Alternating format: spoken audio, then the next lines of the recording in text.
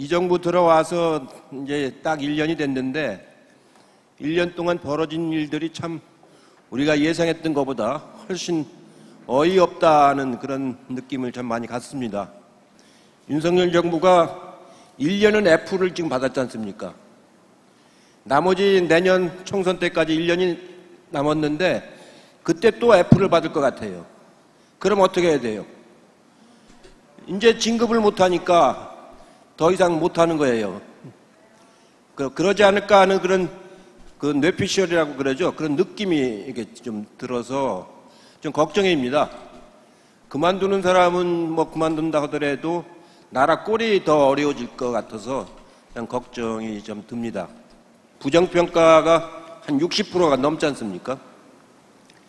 그러니까 본인도 굉장히 초조할 거고 나라 꼴은 막 엉망어때가는데 다른 거보다도 이 종교인들이 요즘에 신부님들, 목사님들, 스님들 이렇게 다 성명서를 내고 시국 집회를 하시는데 그분들이 보기에는 거짓투성이 정권이다라는 게 인식되고 있는 것 같아요. 그분들 말씀을 제가 이렇게 자세히 들어보면은 대부분이 허위, 거짓 이거에 분노하고 계신 것 같아요. 역시 종교인들이 보시는 거기 때문에 그런 그 도덕성이라든가 진실성이라든가 이런 걸 잣대로 해서 보시는 것 같고 이 시민단체라든가 이 지식인들, 교수들 이런 분들은 무식하다, 무능하다 이런 쪽에서 더 관심을 가지고 보시는 것 같아요. 그러니까 같은 성인들이지만 보는 관점이 조금씩 역점이 좀 다른 것 같은데 제가 보기에는 그 두 견해 다 맞는 견해라고 생각이 듭니다. 그래서 1년 동안에 참 어려워졌는데 제가 국무총리 할 때 보니까 대개 이제 그 16개, 17개 부처의 중요한 과제가 한 60개 정도 됩니다. 한 부처에 3개, 4개 해서 그 총리실에 가면 제가 그걸 60개 과제를 쭉 이렇게 적어놓고 그게 어떻게 한 주마다 어떻게 변해가는가 늘 체크를 합니다. 그거 체크하는 게 총리의 큰 역할이에요. 체크해가지고 월요일날 점심에 대통령하고 오찬 회동을 할 적에 지난주 동향은 어땠고 다음 주 동향은 어떨 것 같습니다. 그러니까 보고 드리는 게 매주 준비해야 되는 거거든요. 그 보고를 일요일날 밤늦게까지 준비를 해서 월요일날 보고를 드리고 대통령 또 말씀을 받아가지고 또 집행을 하고 이제 그러는 건데 지금 이 사람들은 그런 체크 시스템을 안 가지고 있는 것 같아요. 보면은 앞뒤 안 맞는 일을 막 하고 있거든요. 수도권 과밀 억제 때문에 우리나라 기업들도 경기도로는 못 가요. 지금 규제를 하고 있어서 그렇게 해서 과밀화를 막고 있는데 일본 기업들을 거기로 데려오겠다는 거예요. 그러니까 전혀 앞뒤가 안 맞는 거예요. 몰라도 한참 모르고 모른다는 것 자체를 몰라.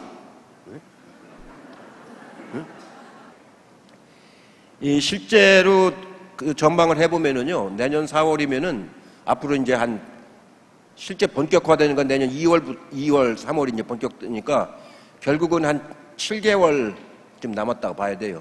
연말부터 예비후보 등록이 시작되면 본격화 이제 된다고 봐야 되는데 예비후보 등록하는 연말쯤 되면은 저는 이제 당에서 올해 전략 같은 걸 많이 다루고 해보는데 전망을 이렇게 해보는데 쌍특검이 나옵니다.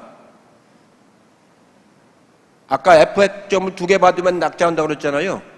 쟤들은 F학점 2개가 나오고요. 우리는 쌍특검을 가지고 나가요. 응? 대장동 특검, 김건희 특검. 그게 12월쯤부터 가동이 되는 거예요. 그거를 거부권 행사하면 이제 그때부터는 정치적으로 이제 수렁에 빠지는 거죠.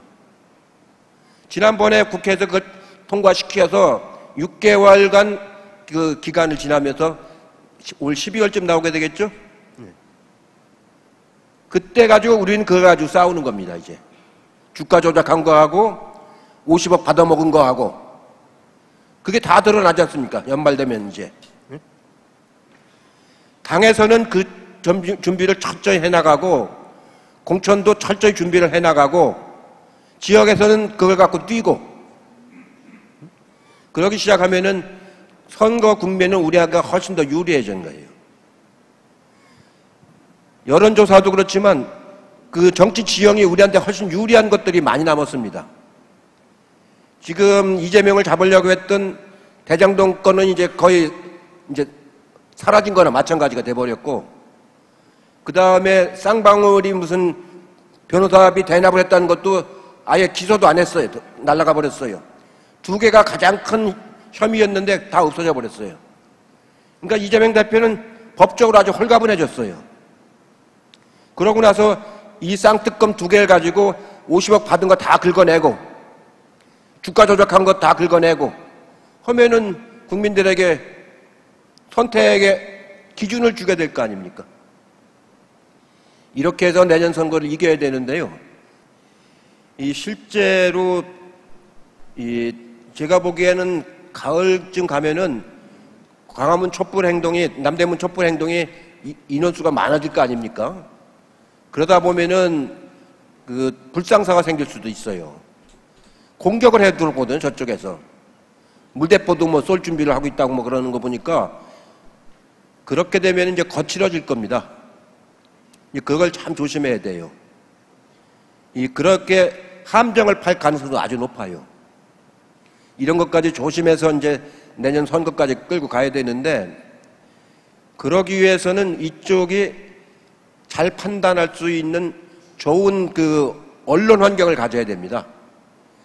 그 언론 때문에 우리가 속아서 넘어간 게 지난번 대선이거든요. 쟤들은 그 보수 언론에다가 이 검사의 수색영장에다가 한나라당 그 세 개가 결합이 돼버린 거 아닙니까? 그래가지고 우리를 유권자를 맞아 둘러먹은 거예요. 대정동에 우리가 맞으면 당한 거예요. 우리가 기성 언론을 통해서는 그 정확한 정보를 우리가 얻기 어렵지 않습니까? 여러분들 이제 기성 언론을 보지 마시고요. 차라리 유튜브를 보세요. 유튜브를. 저도 요새 유튜브를 중심으로 다 봐요. 제가 지금 말씀드린 내용도 대개 유튜브를 통해서 알게 된 것들이 많아요. 진실, 성실, 절실 꼭 이기겠다. 꼭 국민들의 어려움을 우리 당이 해결해 주겠다. 이런 자세를 가지고 앞으로 이제 한 내년 총선 때까지 잘 활동을 해야 됩니다.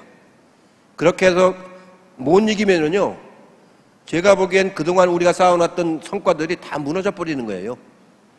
이거 가지고 다니면서 유튜브 보면서 좋은 소식 가지고 이재명 찍었던 사람들 이번만 좀 우리를 찍어달라. 이거를 지금부터 한 6개월, 7개월, 8개월 아주 성실하게 해야 돼요. 그래서 이겨내야만이 나라 꼴을 바로잡을 수 있고 남북관계를 잡을 수가 있는 거예요. 민주당은 역사가 있잖아요. 민주당은 이승만 독재를 무너뜨리는 것부터 시작한 당이거든요. 신익희, 장면, 윤보선, 김대중, 노무현, 문재인, 이 사진이 우리 당 대표실 회의실에 가면 쫙 붙어 있잖아요. 저쪽은 붙일 사진이 뭐가 있어요? 응? 이승만, 박정희, 전두환, 노태우, 이명박, 박근혜, 그 붙일 수 있어요? 그건 못 붙이잖아요. 그런 거 보고 족보가 없는 사람들이라고 하는 거예요.